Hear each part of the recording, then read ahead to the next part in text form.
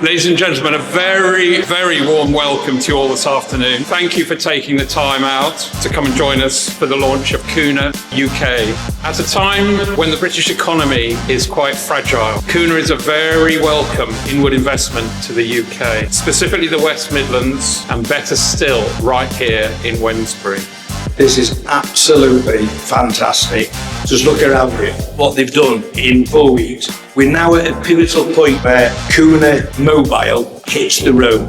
Kooner, our journey really began in California back about a decade ago in 2016. We started as a local provider in the Sacramento area. Gary has roots there.